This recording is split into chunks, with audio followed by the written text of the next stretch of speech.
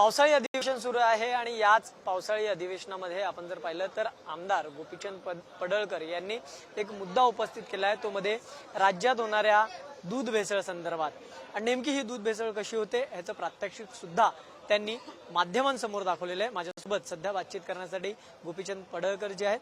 पडळकरजी, खरं तर याआधी तुम्ही शेतकऱ्यांसाठी दुधाला भाव मिळण्यासाठी, अनुदान मिळण्यासाठी अनेक आंदोलनं केलेली पाहायला मिळाली।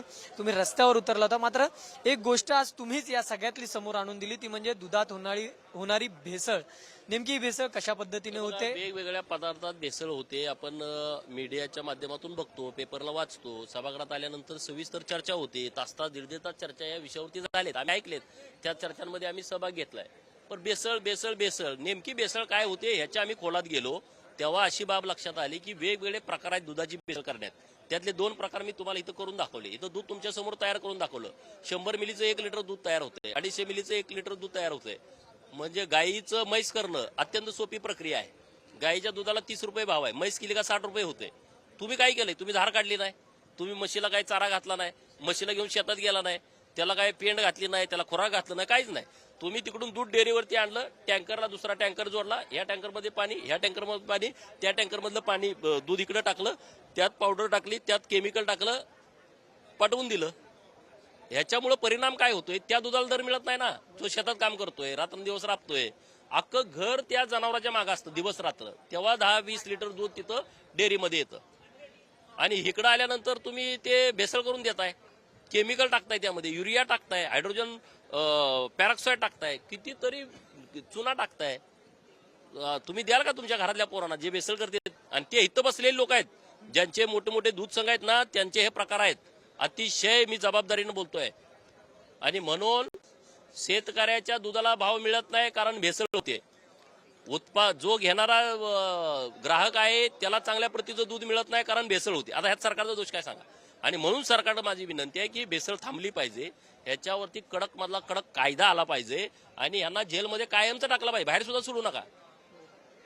तुम्ही या सगळ्यामध्ये जो प्रश्न उपस्थित केला की कशा पद्धतीने भेसळ होते, किती ग्राम काय टाकल्यावर किंवा दूध, पाणी आणि काही केमिकल टाकल्यावर ही भेसळ होते।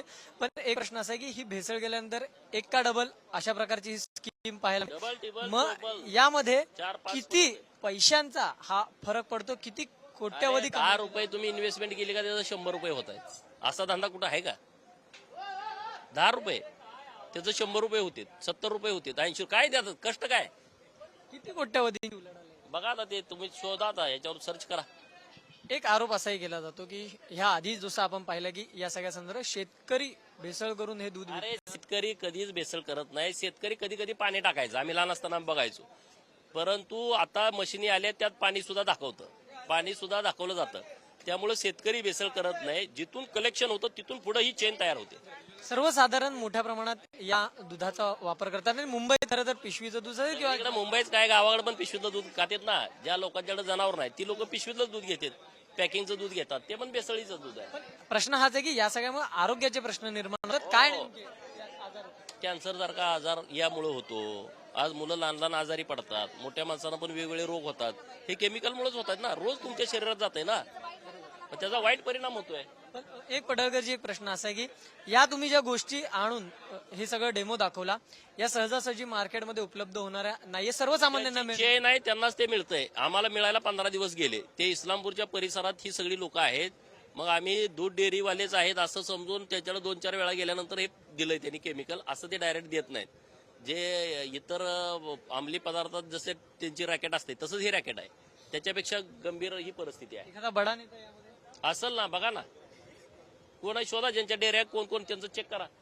अनुदान किती गेलंय, त्याला दूध किती आहे, आता अनुदान आपण देतोय ना, त्यात सुद्धा मोठा घोटाळा असेल। धन्यवाद। आपल्यासोबत हे गोपीचंद पडळकर जे होते, कशा पद्धतीने दुधामध्ये भेसळ केली जाते आणि कशा पद्धतीने आरोग्याशी सर्वसामान्यांच्या खेळलं जाते, या सगळ्या संदर्भात त्यांनी आवाज उठवलाय। मुख्यमंत्र्यांची ते भेट घेणार आहेत आणि या सगळ्या संदर्भातला पत्रव्यवहार सुद्धा ते करणार आहेत। आता या सगळ्या संदर्भात सरकारची नेमकी भूमिका काय हे सुद्धा पाहणं तितकंच महत्वाचं असणार आहे।